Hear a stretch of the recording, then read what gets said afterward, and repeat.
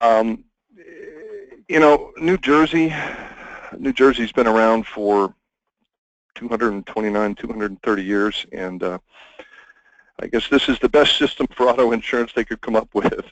Steve may defend it because he lives in New Jersey. I will tell you that I have some serious problems with regard to the no-fault experiment. There are pros and cons to it. We've written articles on those. This webinar is not about that, but it is about the nuts and bolts of subrogating automobile insurance in New Jersey, and it is a complex topic. You may recall that some time ago we did a 2-hour automobile insurance subrogation webinar that was a 30,000-foot flyover of the entire country, touching on all of the issues that we deal with. And then we, in that webinar, we took a poll, and we asked for the top 10 states of problem states that people wanted us to do individual webinars of. Those top 10 states included webinars that we've already done. Texas was number 1, Florida, California, New York was a complicated one, Illinois, Colorado, and now we're on number 7, New Jersey. I would say that of all the states that I deal with, New Jersey is one of the most complicated, perhaps second only to Michigan, maybe New York. It is a complicated state both in terms of the policies that are offered, the insurance coverage they have, and the subrogation/reimbursement rights that are available. And we'll go into all of that today. A reminder that what you do for a living is perhaps one of the most complicated areas of insurance claims handling. You have 51 different jurisdictions, 52 different bodies of law, including federal law. You have a mixture of fault and no-fault states. You have cars that travel between one state to another that involve more than one state, perhaps in some cases as many as 2 or 3. You have an area of litigation that's been targeted for anti-subrogation efforts by trial lawyers more than any other. So this is a formidable topic, and it's always impressive to me how eager our industry is to keep current with the law, and that is essentially what we are going to be doing today. Auto subrogation is also important because we have 275 million cars in this country. That's more than any other country compared to China. They only have 62 million. We have more than 7 million accidents annually. The financial toll is $300 billion. 3 million people are injured annually. 45,000 people are killed, and 10 will die during this webinar. Auto property damage is $35 billion annually. Passenger auto liability claims, $70 billion. It's a very, very big area for us. Unfortunately, it comes to us in small doses. Some of our claims are small, and that requires that we be smart. So let's get smart about New Jersey, and let's talk a little bit about the types of insurance that New Jersey has. First of all, every owner of a vehicle in New Jersey has to have automobile liability insurance coverage. It has to insure against loss resulting from liability for bodily injury, property damage, death.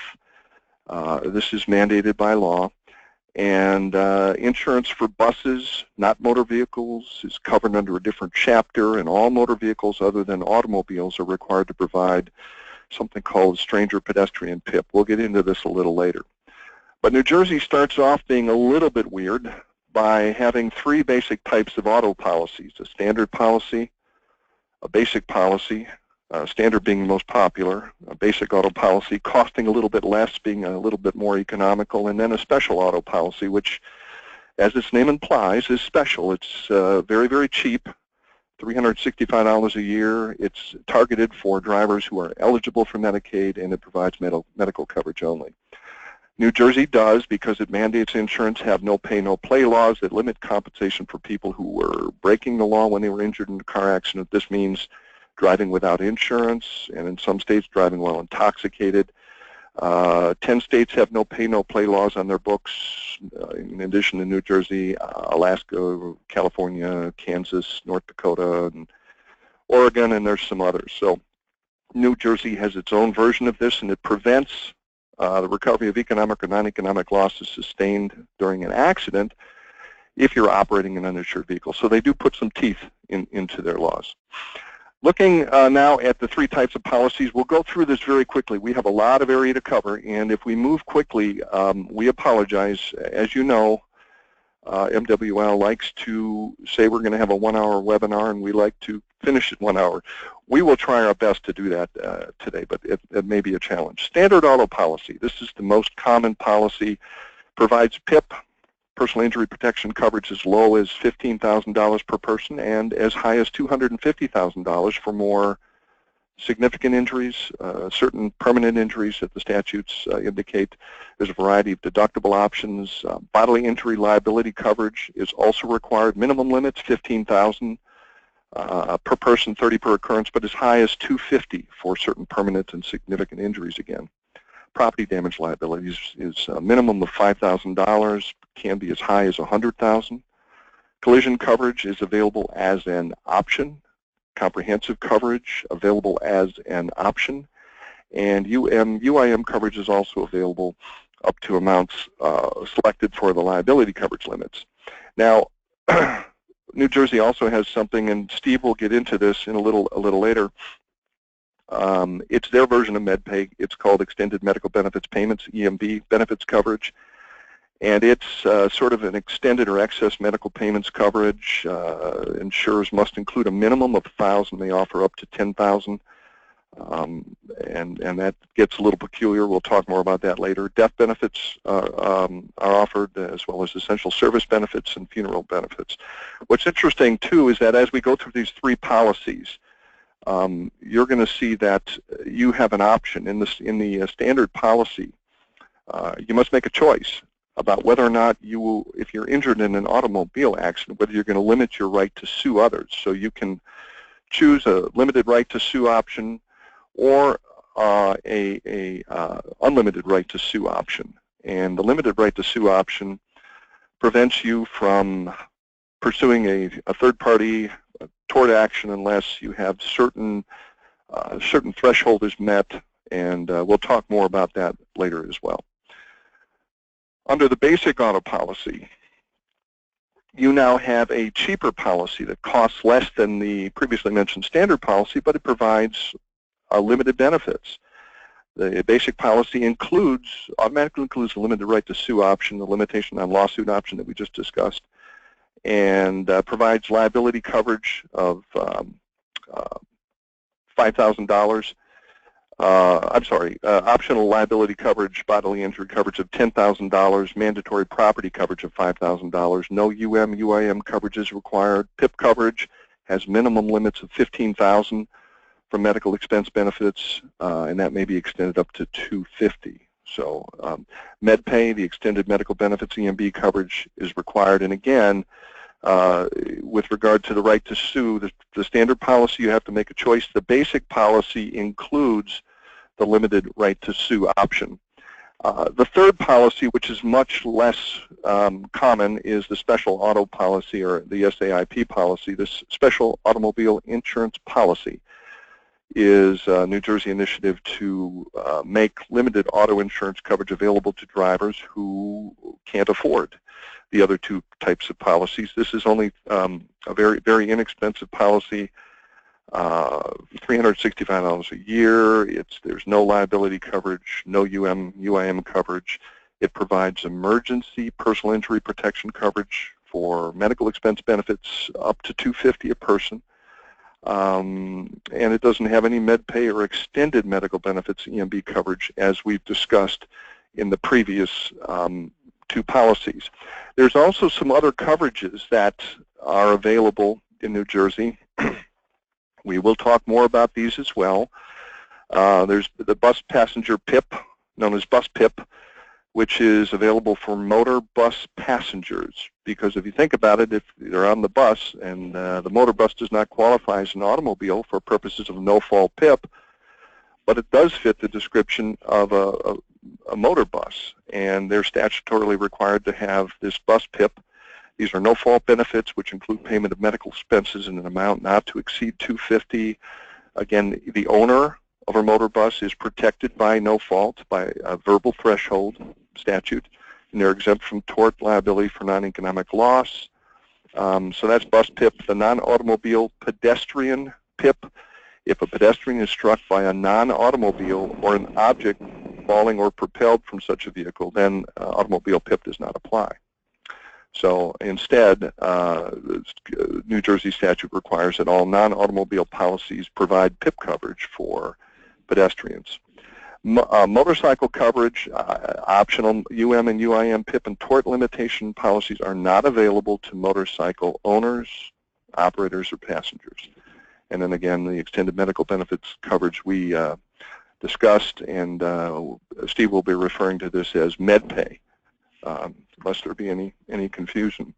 And then we'll talk now. I'm going to ask Steve to talk a little bit about subrogation generally in New Jersey. It's an interesting subject because it is a rather unique state. Okay, thank you. This is Steve Krause. So before we move on to subrogation generally, I just want to mention as the bus passenger PIP that New Jersey limits its definition of buses. Typically, bus passenger PIP is available to people who are riding on commuter buses and charter buses, the kind of buses that might take somebody to Atlantic City or some other tourist destination. But we define away airport buses and most particularly school buses. So you have bus passenger PIP if you're on your basic commuter bus, but not if you're on your school bus, airport bus, or buses owned and operated by New Jersey Transit.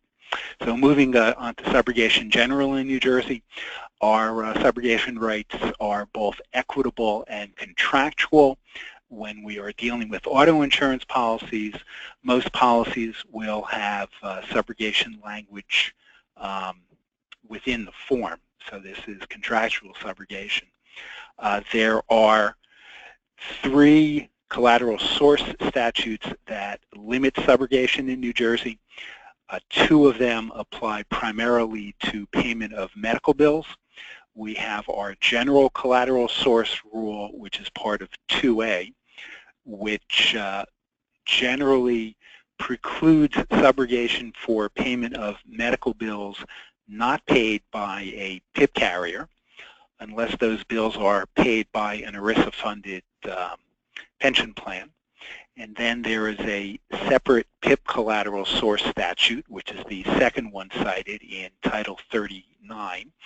And this statute precludes the introduction into evidence of any amount paid by the PIP carrier in the insured's bodily injury case.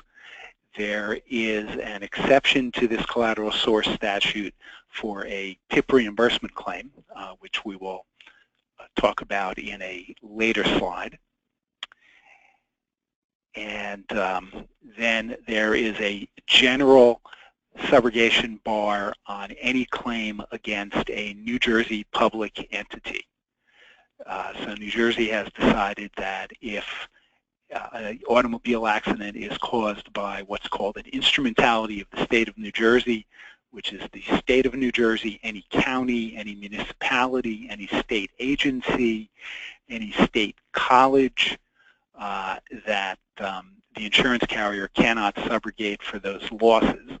And this applies whether or not the municipal or state agency is self-insured or insured by a joint insurance fund or has even gone out and purchased a private insurance policy. And this tort claims bar only applies to New Jersey agencies. New Jersey also is a member of a number of bi-state agencies, and this subrogation bar does not apply to those bi-state agencies. Those bi-state agencies have their own statutes that determine whether or not you can subrogate against them, and if you can, what the notice requirements are.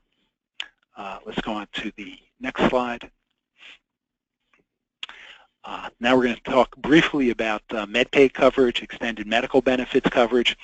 The New Jersey insurance regulations provide that along with PIP coverage, which is required for automobiles, that there is also a requirement for a small amount of medical benefits coverage, a minimum of $1,000 up to a maximum of $10,000, that is provided by all automobile insurance policies, by the standard policy and the basic policy, but not by the special policy. For those odd situations where somebody is injured not in an automobile. And those are situations such as passengers in taxis, trucks, livery vehicles, motorcycles, school buses, and other unusual situations. If you are struck by a truck, you will get what's called stranger pedestrian PIP coverage rather than MedPay coverage. So MedPay only applies if you're a passenger in one of these non-automobile vehicles. And whether or not you can recover MedPay is one of these open questions. We usually find that arbitration forms has a special MedPay form.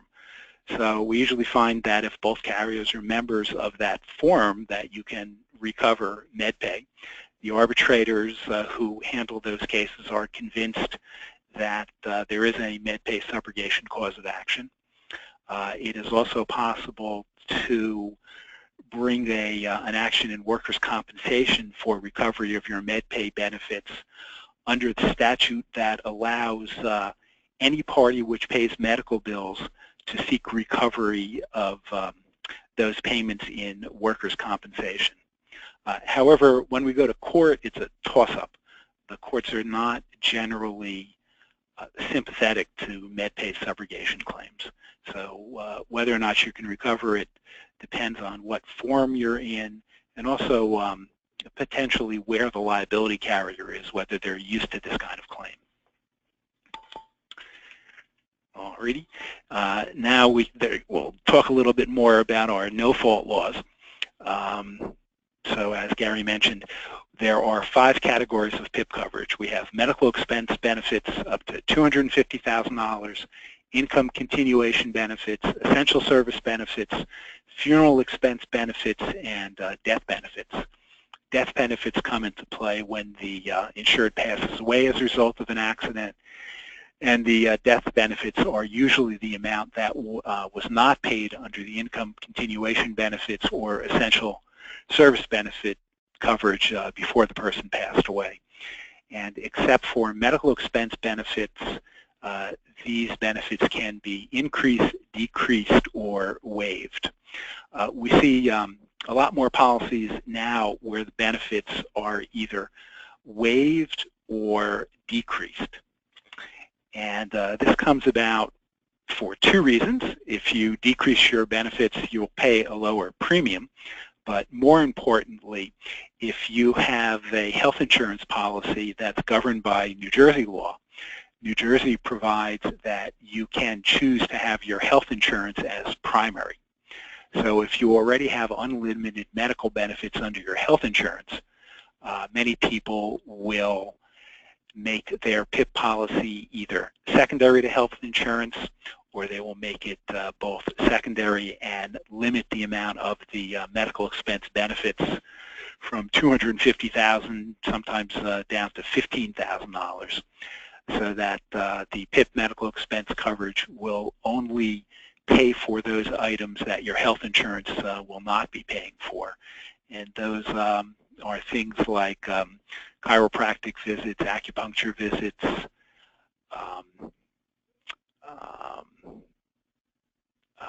visits for physical therapy, occupational therapy, where the health insurer limits the number of visits they will pay for per year. PIP will then pay for the visits that are medically necessary, which health insurance will not pay for. And then PIP will also pay for things like putting ramps, elevators, other adaptive changes to houses as a result of an automobile accident, and those kinds of benefits are not available under the health insurance policy. Now, there's something called APIP, New Jersey does not have, or what New Jersey has we do not call APIP. If you ask a New Jersey attorney what APIP is, they will look at you with the deer in the headlights look. But what we call APIP, or what is APIP, we call the PIP options. And you can choose to increase the amount of your income continuation benefits, essential service benefits, or funeral expense benefits. There are 13 or so different choices.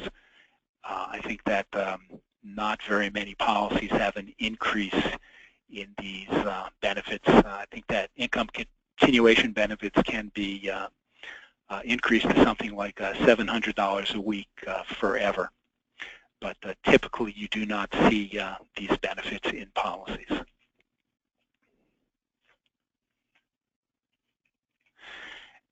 Now, whether or not you can bring a lawsuit for non-economic loss for pain and suffering depends on what kind of tort option you have chosen under your auto insurance policy. In an attempt to limit the auto insurance premiums, New Jersey has two tort options. The default option is the limitation on lawsuit option, which means that one can only bring a claim in an automobile accident if they meet one of the defined categories of injury. And some of those categories are death, dismemberment, significant disfigurement, or significant scarring, displaced fractures, loss of a fetus, permanent injury within a reasonable degree of medical probability other than scarring or disfigurement. And as you might imagine, there's a lot of litigation as to whether or not you meet some of these standards. That's the choice that most people have, the limitation on lawsuit option. The second option for a higher premium is the no limitation on lawsuit option. And if you have no limitation in your lawsuit, then you can bring a bodily injury claim whenever there's a motor vehicle accident without regard to whether or not your injuries meet one of the defined categories. And then if you are involved in an accident that's caused by a non-automobile, by a truck, a bus, a taxi, then the limitation of lawsuit option does not apply.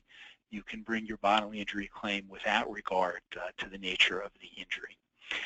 And then we have a statute which actually makes New Jersey auto insurance easier than some other states. We have what we call the Deemer statute, where if a motorist who has a car registered and insured in another state comes into New Jersey and has a motor vehicle accident, and they are insured by an insurance carrier that writes auto insurance in New Jersey or is a part of a group, any other member of which writes in New Jersey, we automatically convert that out-of-state policy to a minimum New Jersey policy. So we analyze the case as if that liability policy is a New Jersey policy. We don't have to concern ourselves with what that out-of-state coverage might be. So that means that no matter where the policy was written, the policy provides at least $15,000 per person, $30,000 per accident for bodily injury, and $5,000 for property damage. It means it also provides $250,000 of PIP coverage, since that is the default amount. If the out-of-state policy has higher limits, such as a New York policy, then the higher limits apply, but at least the minimum New Jersey limits apply. And what also applies are the New Jersey rules on permissive use. So if there is some type of exclusion that may have precluded liability coverage on an out-of-state policy, that exclusion is not enforceable in New Jersey. We just concern ourselves with whether or not there would be coverage under a New Jersey policy.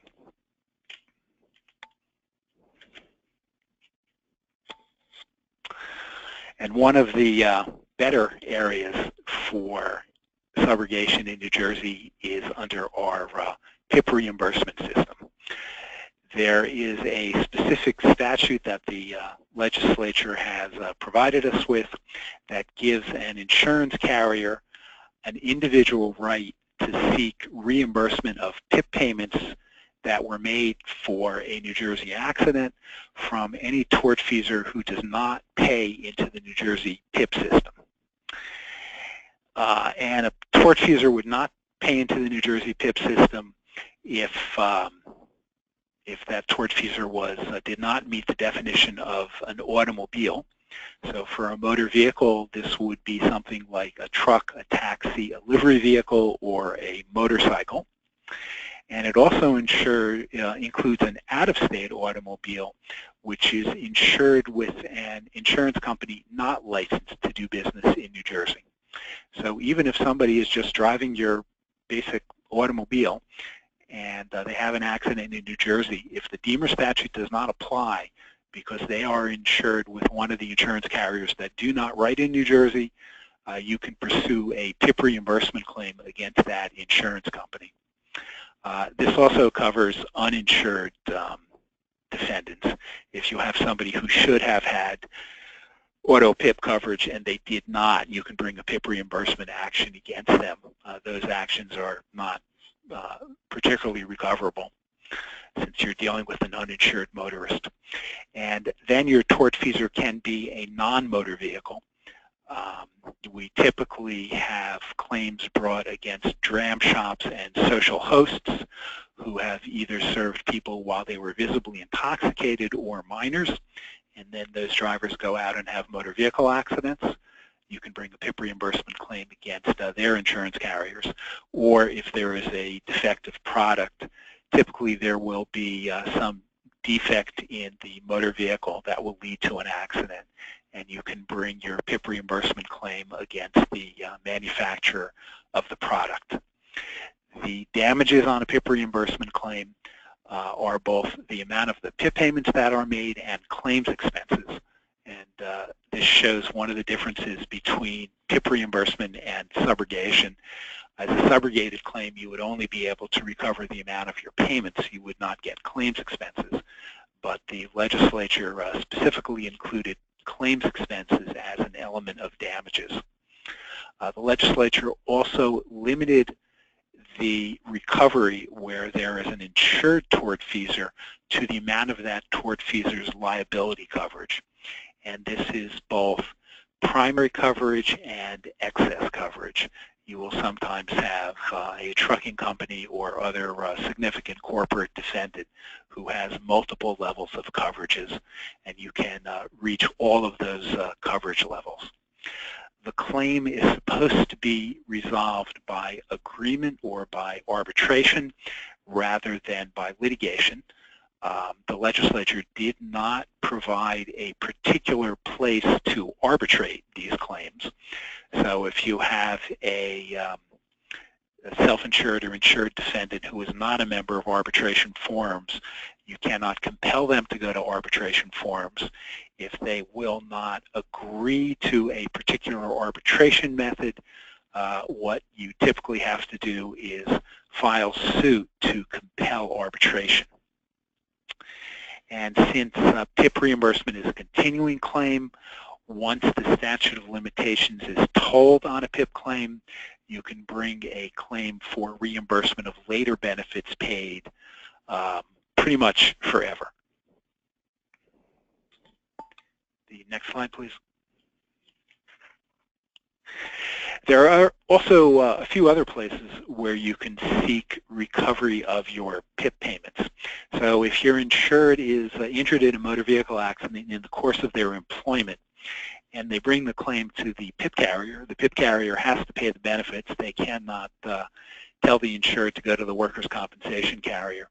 However, the PIP carrier can then be reimbursed from the workers' compensation carrier. And we have a specific statute, which is cited on the slide, that allows the PIP carrier to seek reimbursement from the workers' compensation carrier.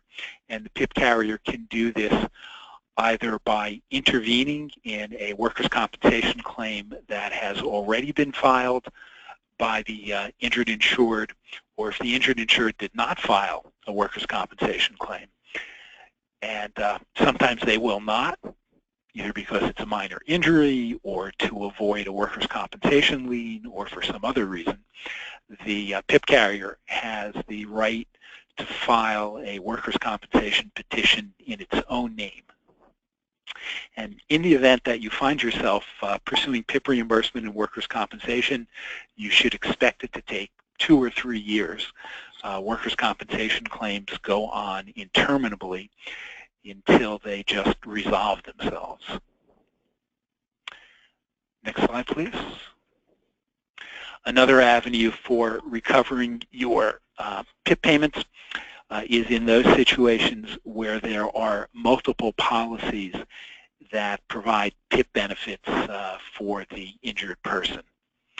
And in the event that there are multiple policies, the PIP carrier to whom the claim is first brought is required to pay the claim and can then bring an action against the concurrent carrier for what's called an equitable pro rata share of the benefits paid. There is an issue as to whether or not claims expenses are recoverable and not just benefits. Some people make the argument that since the PIP reimbursement statute specifically refers to claims expenses and this statute does not, that that was a substantive choice by the legislature rather than a drafting error. And when you do bring your concurrent coverage claim, this also is supposed to be done by intercompany arbitration or intercompany agreement. Again, the legislature has not determined a place for the arbitration, so that if both carriers are not members of arbitration forums and cannot agree on an arbitration procedure, you need to file suit to have the court compel some kind of arbitration procedure. There are, just one more thing on that slide. We don't find too many concurrent coverage cases. I think Gary's going to talk about this later on.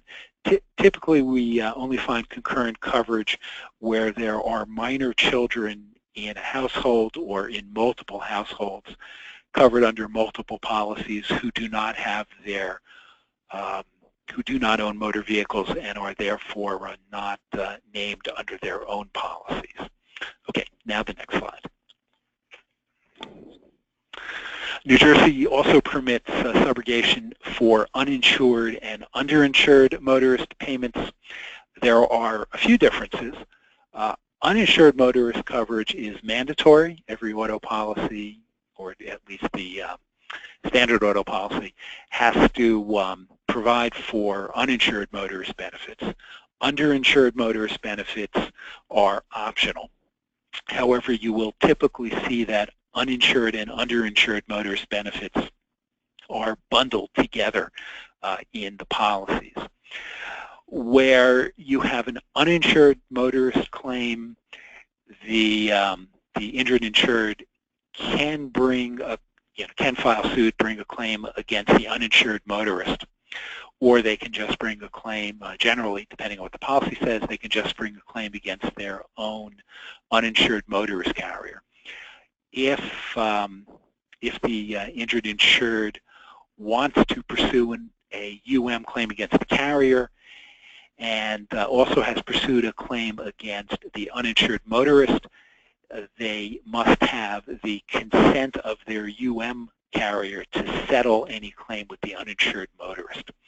So if the insured has filed suit against the uninsured motorist and then decides just to pursue a UM claim, they cannot dismiss that case and give a release to the uninsured motorist without the consent of their carrier, which gives their carrier the opportunity to take over the case and pursue the uninsured motorist if there appears to be some point to that.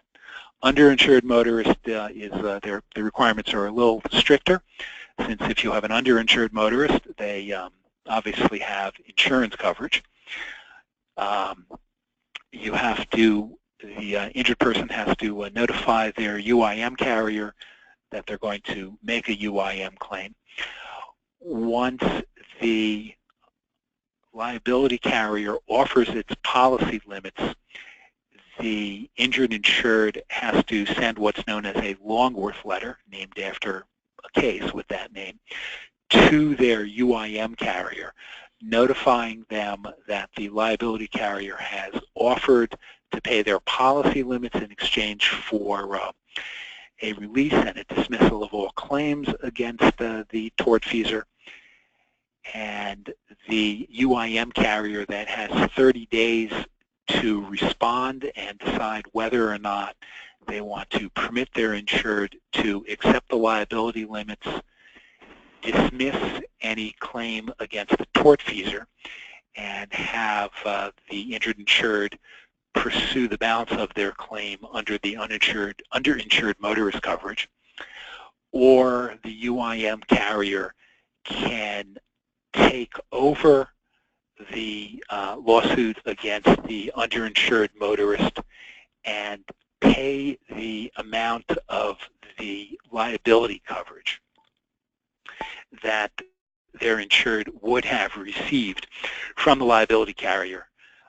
So the UIM carrier will then prosecute the litigation against the underinsured motorist, and the injured insured will then go on to pursue their UIM claim against their UIM carrier. And again, Longworth is self-executing. The UIM carrier has 30 days to make its decision. If they don't, the decision is made for them that they have approved the settlement with the of the underlying tort case, and have approved the UIM claim being brought against them without subrogating against the underinsured motorist. Great, Steve. And this is Gary Wickert. As in an NFL game, in the second period, the second quarter, they announce the attendance at the game. We've got our attendance figures, and it's really pretty impressive. And I think it goes a long way to explain how confusing New Jersey is and how important it is to be familiar with the laws in this state. 577 attendees this morning, including 18 conference rooms that may then include a number of people who aren't counted. So this is, for being a not so big state, it's really a wonderful turnout. And it's also time for the trivia question, and the answer to the trivia question can be sent via the instant messaging on the system to Jamie. And then the winner will be announced before the conclusion of the webinar, and we'll be sending you a copy of the book, Automobile Insurance, Subrogation in All 50 States. And here is the question. According to the Wall Street Journal, in a January 2009 article, New Jersey, which is the most urban state in the nation, has more of this animal per square mile than any other state. New Jersey, most urban state in the nation, has more of what animal per square mile than any other state? Send your answers to Jamie, and the first one with the right answer will, of course, prevail. Collision subrogation. The good news is that despite all the hubbub with no fault and all of the confusion and the different policies, collision subrogation is open territory. It is not limited by the no-fault requirements. It's not limited by the tort limitations, and it is actually very straightforward. Where you have a total loss, your damages are determined by the market value of the vehicle. Straight and simple. Where there isn't a total loss and the vehicle can be repaired, the damage is the difference in value of the automobile immediately before and after the accident. And these damages can be established by showing repair invoices, estimates, the reasonable cost of repairs, provided that the cost of repairs cannot exceed the total market value of the vehicle before the loss. You also can recover loss of use. Loss of use is also very straightforward. It's the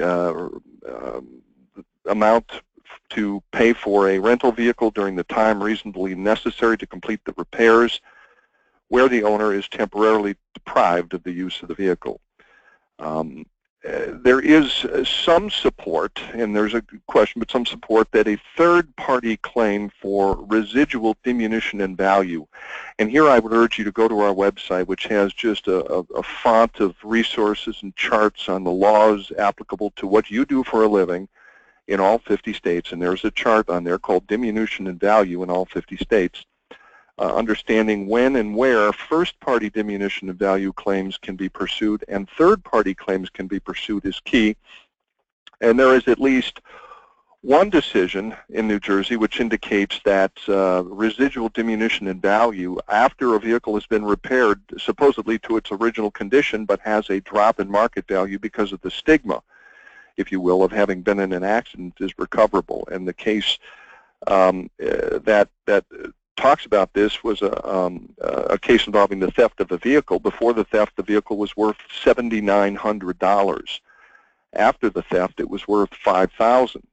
So there's a difference of $2,900. And after the vehicle was repaired back to its quote-unquote original condition, there was evidence that the value was only $7,500, $400 less than its original value of $7,900. So the court indicated that there could be a residual diminution in value claim of $400, and I would always make that claim. And you can cite the case of Fanfarilla versus N Motor Company. It's listed in that chart that I referenced that can be found on our website. So collision subrogation is really open territory.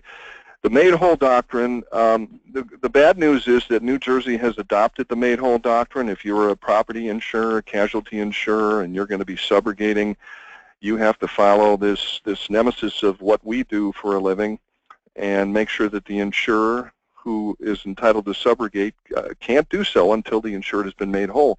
The good news, however, is that it really doesn't apply in the PIP reimbursement arena or the UIM subrogation situations that we've been discussing.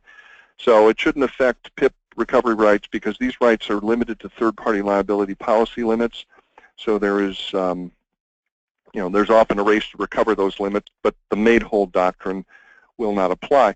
Similarly, another nemesis of what we do for a living, an enemy of subrogation, is the common fund doctrine, because with it, insureds and their attorneys attempt to make a claim against a body of money that was recovered by the efforts of the insured and his or her attorney and charge the subrogated carrier a pro rata share.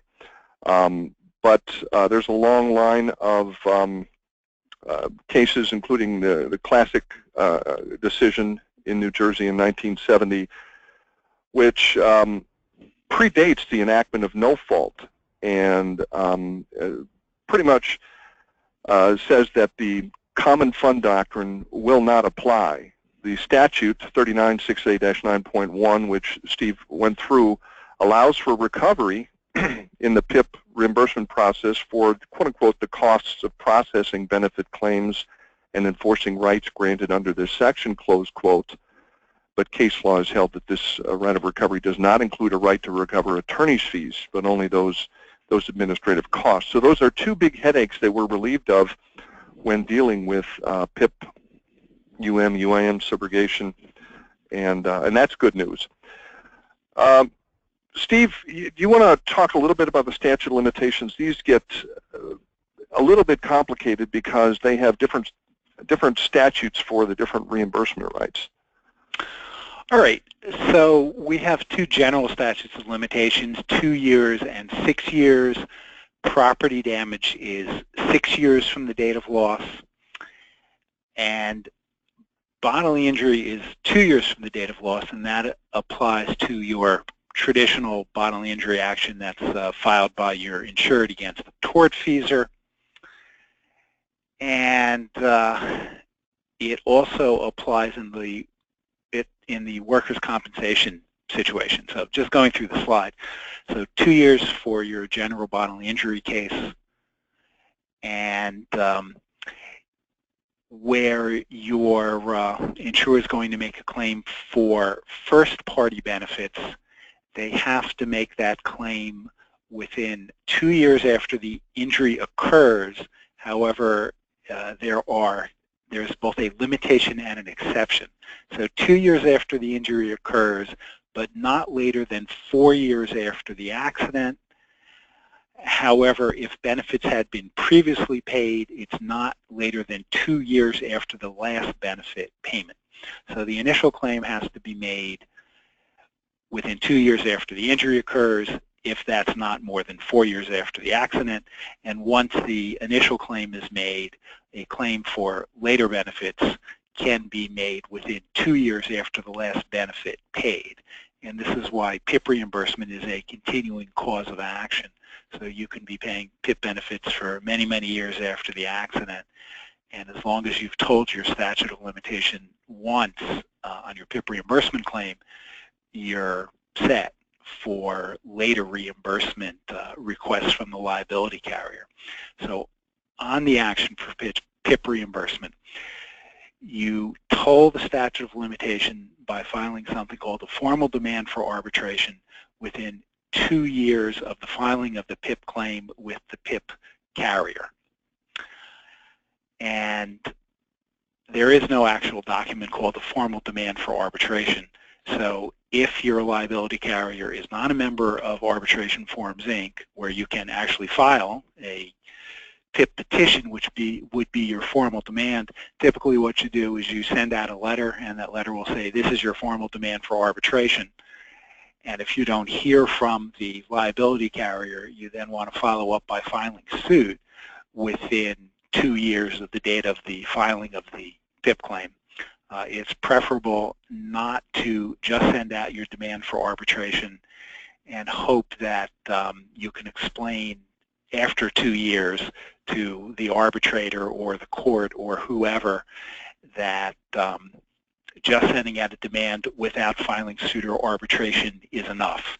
It's a better practice to file suit or file arbitration within 2 years of the filing of the PIP claim, so you do not have to explain why what you did was enough. If you are making your claim in workers' compensation, the 2 years is 2 years from the date of accident, not 2 years from the date of the filing of the PIP claim.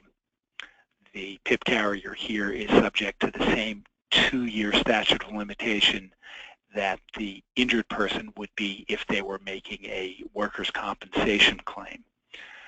However, since the PIP carrier can intervene in the workers' compensation case, if the injured person has already filed a workers' compensation petition within 2 years of the date of the accident, then that filing tolls the statute of limitation for the PIP carrier later intervening in the workers' compensation proceeding. When you have an action for concurrent coverage, there is no fixed statute of limitation. You just have to bring your claim within what is called a reasonable time, which is neither 2 years nor 6 years. If you're bringing either your UM/UIM subrogation claim, you again need to meet the same 2-year statute of limitation as the insured would have to meet if they were filing a personal injury or workers' compensation claim. Even though you may not make the UM/UIM payment until more than 2 years after the date of loss, the lawsuit against the tortfeasor has to be filed within 2 years of the date of loss. So if your insured has not filed a lawsuit to toll the statute of limitations, somebody else is going to have to file that lawsuit, or else the claim will just be lost.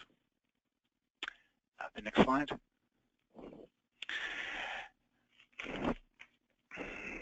Now, there is a limitation on the insured's ability to release your subrogation claim. When you are dealing with property damage claims, the insured cannot provide a release that releases the subrogated property damage claim if the liability carrier is aware at the time that they resolve the case with the insured that there is a subrogated claim out there. So for instance, if you have paid a $20,000 collision claim with a $500 deductible and you serve your subrogation proofs on the liability carrier, and the liability carrier sends your insured a check for $500 in exchange for a release, that release is not going to be effective to discharge your $20,000 collision subrogation claim. And if it were, you would find yourself in a situation where in the middle of a trial, the liability carrier could hand your insured $500 and that would presumably discharge the claim. So as long as the liability carrier has appropriate notice of the subrogated claim, the insured cannot release that claim. And then when you are dealing with PIP recovery claims, PIP reimbursement, workers' compensation, concurrent coverage, those claims are owned by the PIP carrier. So the insured cannot do anything to discharge those claims. The insured cannot bring a claim for PIP reimbursement. The insured cannot bring a claim for PIP contribution. So the insured cannot give anybody a release that will affect those claims. You will sometimes see releases in bodily injury claims, in bodily injury cases that purport to release the PIP reimbursement claim. They are just unenforceable and they do not release that claim.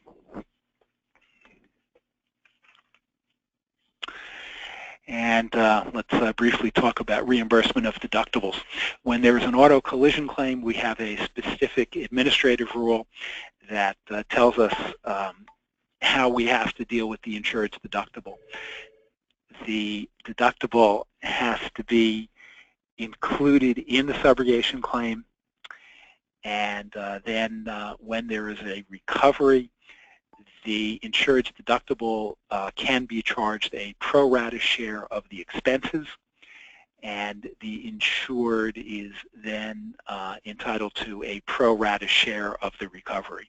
So again, back to our $20,000 claim with a $500 deductible, the insured pays 2.5% of the expenses, and they will get the same percentage of the recovery on their deductible.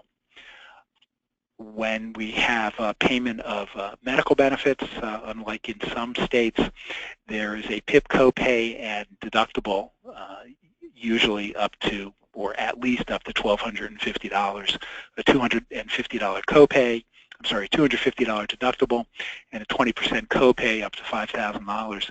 And that $1,250 is not an element of damages anywhere in the auto system.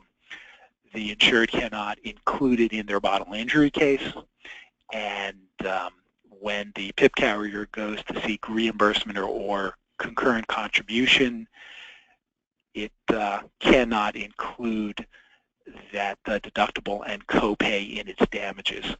The insured can send those bills to its health insurer, but other than that, there is no return of that deductible or copay. Well, let me interrupt just to announce that we do have a winner of the trivia question. The question, of course, was New Jersey, the most urban state in the nation, has more of this animal per square mile than any other state. And Alexis Phillips with Bristol West Insurance Group, congratulations, gave us the right answer, and the right answer is horses, which completely blew me away. So congratulations, Alexis. Jamie will get the book out to you. Let's talk a little bit about contributory negligence, comparative fault. As you know, every state employs one of 4 basic systems for allocating fault and damages, pure contrib, and by the way, there's only 4 states that have that archaic system, including Virginia, Maryland, North Carolina, District of Columbia, and I think Alabama. So District of Columbia not being a state. And that's the first system on its way out. Pure comparative fault, there's a modified comparative fault system, and there's a slight gross negligence comparative fault system. New Jersey is a modified comparative fault system. If the plaintiff's negligence is not greater than 51%, there's a 51% bar. Plaintiff can recover, but will find his damages or her damages proportionally reduced. That's something to keep in mind. That 51% bar as opposed to a 50% bar may not seem like a lot, but with juries juries these days handling a lot of swearing match cases. I find a lot of juries tend to just split the baby down the middle and say 50%, and in this case you would still recover damages if you haven't reached the 51% bar. Sudden emergency. New Jersey's a little bit different. In a lot of states, a defendant is entitled to a sudden emergency defense where they are confronted by an imminent situation, an emergency over which they had no control. A ball comes out in the middle of the street and a child appears out of nowhere, and they are then responsible for acting and reacting as the reasonable, prudent person would confronted with that emergency. New Jersey's a little different. New Jersey has their model jury chart 5.10G points out that the sudden emergency defense is actually in disfavor in New Jersey, and it's applied very, very sparingly. In fact, it questions whether this sudden emergency charge should ever be given in an ordinary automobile case. They're tending toward the more modern view, as are many other states, that it's argumentative and that a sudden emergency doctrine charge should be given only in the most unusual circumstances. They feel that the comparative fault system that I just described in the previous slide is adequate to inform the jury of how they should make their decision. The seatbelt defense. This is a defense that can be used in a lot of states. Wisconsin has a statutory seatbelt defense. A lot of states do. Well, in New Jersey, seatbelts are required for anyone under 18 and front seat passengers only. Note to self, rear passenger vehicles do not have to wear a seatbelt. But the failure to wear a seatbelt is not considered negligence per se, as it is in some states. New Jersey allows the failure to wear a seatbelt by the those who are under 18 and the front seat passengers as a defense to damages only. In other words, it doesn't recognize the seatbelt defense as a bar to a claim, but it holds that they can't recover damages that were proximately caused by the failure to use the seatbelt. And so it's an injury damage defense only. And the defendant has the burden to prove that the non-use worsened the injury. So this is a medical proof of action that really has to be undertaken, and in a lot of cases doctor testimony is necessary to prove that, well, the injury to the ribs would not have occurred had the user been using a seatbelt. And so that's, in court you have to prove that element of damage to make this a defense. And then again, it only reduces those damages caused by the non-use. And by the way, this defense does not apply to PIP reimbursement. This is only to tort actions. PIP reimbursement is paid without regard to fault, and so the seatbelt defense really would have no application there. Now, we talk in all of our webinars, we talk about the economic loss doctrine. Economic loss doctrine can be a doctrine that applies to complex commercial litigation, which precludes a contracting party from asserting a tort cause of action against the other party for breaching a contract. What the law tries to do is separate contract and tort. But when we apply economic loss doctrine in an automobile insurance subrogation webinar, we are talking mainly about precluding the purchaser of a vehicle from recovering from a manufacturer of that vehicle on a tort theory for damages that are solely economic. What does that mean? The classic case, the car stops in traffic, it starts on fire and it burns up, and you send us a $28,000 property damage loss and want us to pursue Toyota or Ford. Most of the time we're going to be unable to do that. And New Jersey is actually the mother of all economic loss doctrine states. The case, Santor versus A&M Carnesian, is the case that the New Jersey courts in 1965 really initiated the economic loss doctrine theory in the United States, and from Santor, all of the other states sort of took their lead.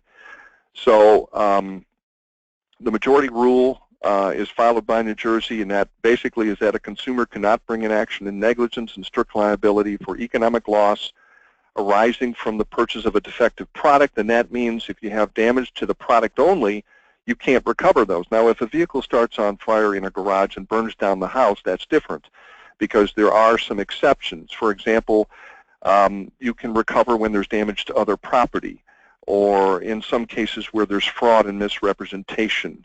New Jersey hasn't yet decided whether the economic loss doctrine applies when parties are of unequal bargaining power, but that is an exception in some states. And there is no sudden and calamitous event exception in New Jersey like there is in a few states, which says that if a product just implodes and nukes itself and causes damage and injury in such a way that it's totally unexpected and it's sudden and calamitous, that the economic loss doctrine shouldn't bar a tort recovery. New Jersey does not have that exception. So something to keep in mind. We see a lot of these motorhomes that burn up, climbing, Pikes Peak, and the retired couple gets out and watches their motorhome and the car that it's towing burn up. Well, guess what? You can recover for the car that it's towing, but you may not be able to recover for the vehicle itself. And there's some exceptions.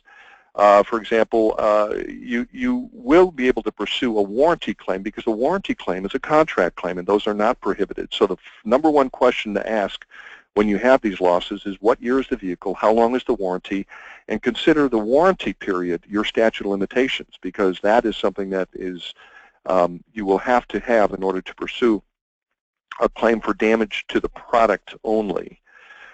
Bailment. All right, we're talking, you might think of bailment when you drop your coat off at the coat check in a restaurant and you give them your fur coat and you come back and it's gone. That's a classic bailment. You have temporary placement of control over your vehicle, your fur coat, into the possession of the coat check person. And you are the bailor, and you give your property to the bailee for a designated purpose. In the case of a coat, hold my coat while I have dinner. In the case of a vehicle, your insured turns the vehicle over to a valet, a car valet person at a restaurant, and the car disappears.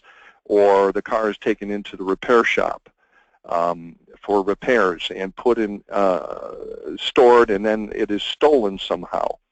Well, in New Jersey, the bailment is proven simply by showing that your insured turned his vehicle over to the bailee and didn't get it back, or got it back in a damaged or stolen condition. When you do that, you have made a prima facie case of negligence against the bailee. And once you've done that, once you've established your prima facie case, then the bailee has the burden of producing evidence to show what happened to the goods. Hey, I turned my car over to you to have the transmission fixed. The next thing I know, the dealership calls and says the car's been stolen. You're negligent. You owe me for the value of the car. Well, true, but if they can prove that the car was put in a secure, fenced-in lot with barbed wire, security cameras, and German shepherds roaming the property, and yet somehow these thieves were able to get that car out of there, it may not have been negligence for that car to be stolen. So it's not strict liability, but it does provide a transfer of the burden of proof, so that if you make your prima facie case, there's a presumption of negligence, and now the defendant has to rebut that presumption, and citing that law in demand letters can allow you to settle a lot of these cases relatively quickly. Moving on to negligent entrustment.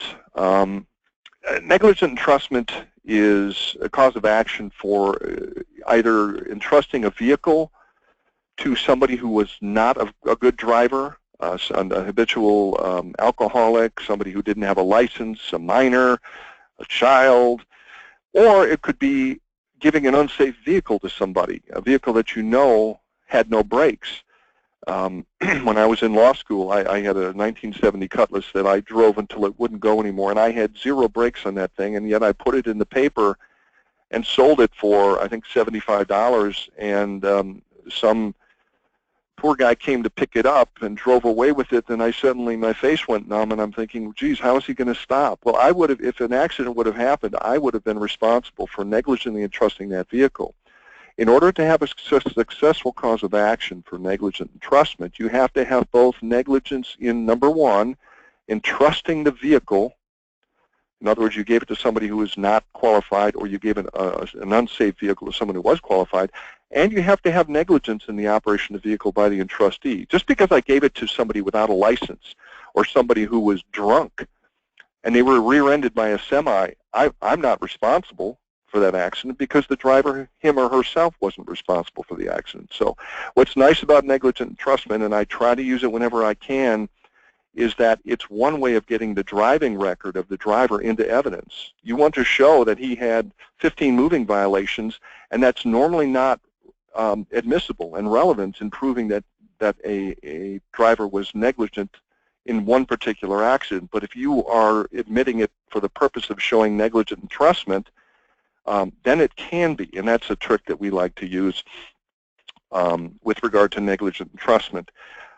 Steve, I know guest statute, family purpose doctrine, you don't have those in New Jersey?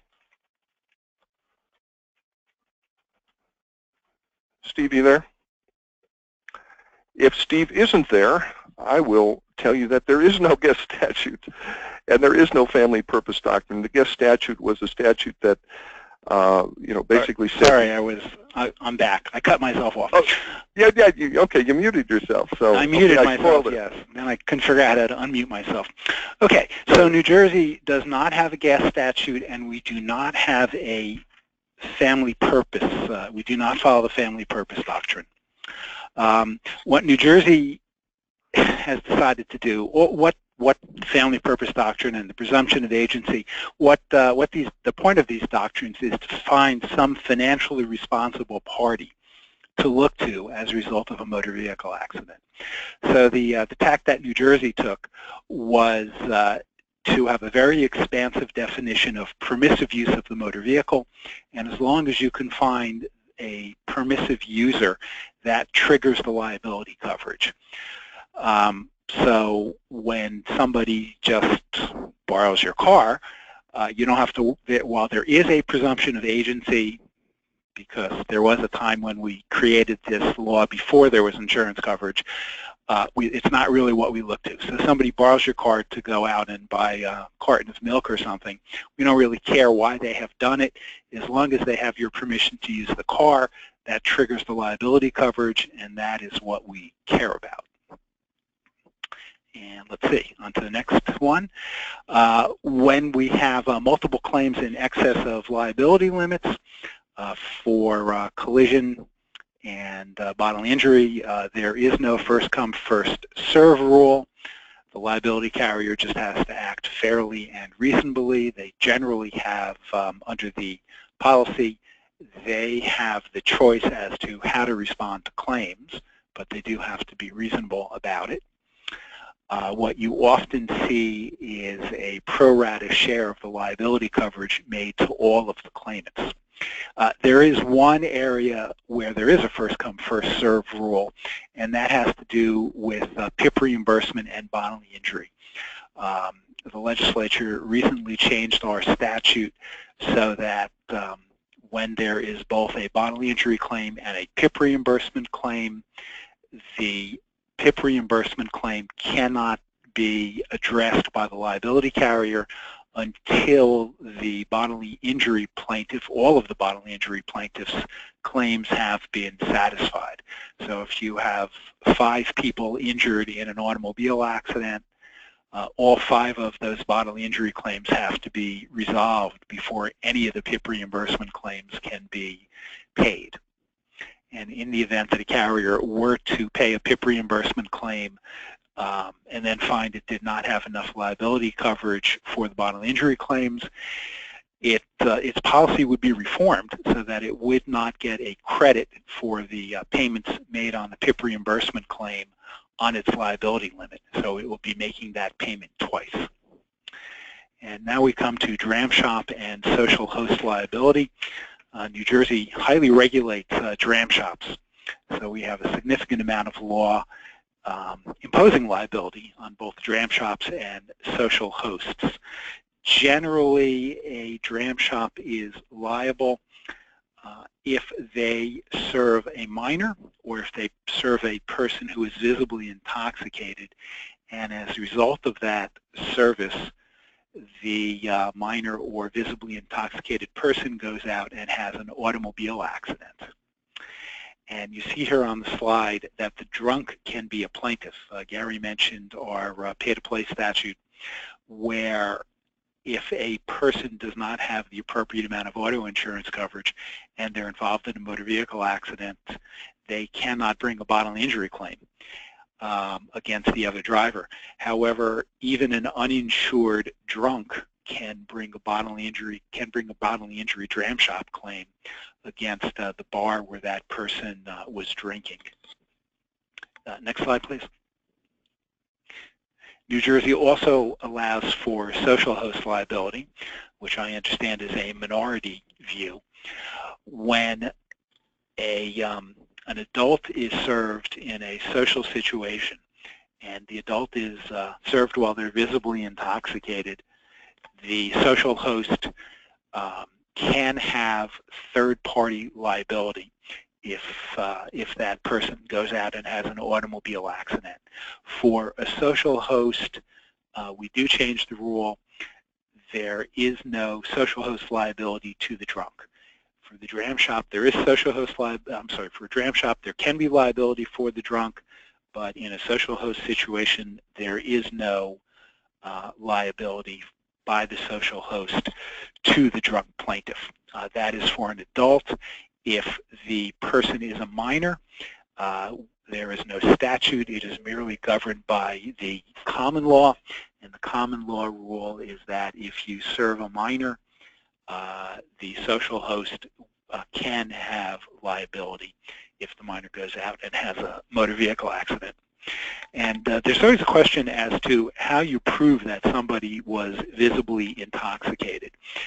And there are two basic ways of proving it. You can either have eyewitness testimony as to how the person looked, or you can have a blood alcohol level.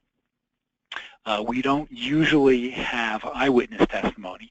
We generally have the opposite of eyewitness testimony. In very few situations will you have somebody's friend say that they let their drunk friend go out and drive and be involved in a motor vehicle accident. So invariably the eyewitness testimony is that the person looked fine no matter how many drinks they had. So we are usually relying on the BAC level, and we are usually relying at the BAC level not actually when the person left the bar or the social host's residence, but at some later time. For a civil case, we are allowed to extrapolate the BAC from the reading at the time when the blood is taken to the time we can show the last drink occurred to meet the BAC level that we are looking for. And the BAC level that we generally look for is 0.15%. At least the experts we use in New Jersey will all generally agree that at 0.15%, most people will show signs of visible intoxication. And in the social host statute, there is actually a rebuttable presumption that if a person's BAC is below 0.15%, that they were not visibly intoxicated. That does not apply for a dram shop. That only applies to a social host situation. Gary? All right. We know cars are designed to travel, and we freely travel between states without having visas or passports. I mean, this is an everyday occurrence. So subrogation professionals dealing with autos deal with conflicts of laws, laws of 2 states, 3 states, sometimes 4 states. And the question is which state law applies to subrogation when 2 states are involved, where one of the states is anti-subrogation, has no-fault laws, has limitations on tort. Our clients always look to, well, do one of these other states applies? And New Jersey is no different with regard to the 2-step process that's applied. You ask first which state's conflict of law rule applies, and it's generally the forum state. If the accident is in New Jersey's conflict of law rules will apply to determine which state's laws are applied. And then which state's substantive or subrogation law applies, well, that's determined in a variety of ways. From state to state, the tests vary. Some states, if you have a contract action, in other words, what benefits are owed under the policy, will look to the law where the state where the contract was entered into, the policy was entered into. But in terms of tort, New Jersey will look to and apply the significant relationship test. Which state has the most significant relationship and the most interests in applying their particular law when it comes to subrogation? This is the most common question I get. I get 4 or 5 of these a day. And I have a pat answer that I give, and it starts off with, there are no easy answers to this question. It is very fact dependent, and it depends on the facts. It depends on the states involved. And so we're not going to spend a lot of time on it today. There is a complete 1 hour webinar on conflict of laws that we give, and it's on our website. And by the way, if you have an interest in any of the other webinars that we've given, any of the other states, the next state we're going to be giving is Arizona, but all of the other states we've covered are on our website, and you can go view them for free. They're recorded and they're there for your education. Don't forget, though, that New Jersey does have the Deemer statute. If you are traveling to New Jersey, you follow New Jersey rules. You're deemed to have a New Jersey policy that provides New Jersey benefits, as Steve said. The New Jersey permissive use terms apply. So New Jersey actually makes this a little less unclear than a lot of other states do because it has this Deemer statute. So we are going to answer some questions at this point. This is the copy of the book. I always say this: we don't hawk books. I don't know what we make on them, but it's not enough to go out and buy dinner for two at Arby's on these books. But the reason we do promote them is because it does make our clients' product better, and when we get files from our clients, I think we have a better opportunity to maximize our recovery if they are in the know on, for example, all of the things we've covered here for New Jersey. So next, I don't have the date yet, but we will be covering Arizona next. Okay, we have a number of questions. What we're going to do is answer 2 or 3 of these questions on the air, and then we will say goodbye. And I see we have a lot of questions, and that's not surprising for New Jersey. I promise that Steve and I will answer all of these questions by email, but let's get to a couple. Steve, you have a question there I see that came across? Yeah, I have one question from John in Parsippany, who asks, what are some bi-state agencies not covered by Title IX immunity? The most popular one is the Port Authority of Newark and New Jersey, which runs the bridges and the airports. They have their own police force, and they have a lot of employees. There's also the Delaware River Port Authority, which is on the Philadelphia side, which also runs bridges. And so while Title 59 tort immunity does not apply to these bi-state agencies, they have their own statutes which have the requirements to file a tort claim against them. The Port Authority of New York and New Jersey has a particularly difficult statute where you need to file your tort claims notice very quickly because they have to have a number of months to respond to the tort claims notice before you file suit. And you can find yourself in a situation where you file your tort claims notice within the statutory period, but if they don't respond, the statutory period runs before the time that they need to respond. All right, I've got one. Rebecca in Omaha says, horses, question mark, question mark. Yeah, that was referencing the trivia question. Yeah, I know, I felt the same way, and I did look up the article, horses. Tom in Phoenix, you didn't mention APIP benefits. Yeah, actually, Steve actually went over this a little bit, just a nomenclature and issue. If you ask someone in New Jersey, as Steve said, whether they have APIP benefits, they'll look at you like they don't know what you're talking about. New Jersey doesn't call the benefits APIP. They call it a PIP option. This is under 3968-10. APIP is coverage available in New York. And I see here Noah Grodowski, who's assisted me on the New York webinars online, and Noah and I talked about that during the New York webinar. But this is not New York, it's New Jersey, and the people in New Jersey are happy about that. So it's not a PIP, it's a PIP option. Steve, you got other questions there? Let's do maybe one more. I have another one from Ron in Chicago, who asks, when is the PIP claim filed for a PIP reimbursement action? And the answer to that question is that the claim is filed when the completed application for PIP benefits is filed with the PIP carrier. So the claim is not filed on the date of loss. The claim is not filed when the PIP carrier is notified of the claim, it's not filed. When medical bills are sent, it's probably not even filed when payments are made. Where there is a PIP application filed, it is filed when the application for PIP benefits is logged in by the PIP carrier. Okay, good. We've got a number of questions here. In fact, I see one of them is going to take quite a while to answer. We appreciate everyone's attendance. Thank you, Steve, for helping out. Here's our contact information. And throughout the rest of the day and even into tomorrow, we will be answering all of these questions. Stay tuned for the Arizona webinar. And until then, think subrogation.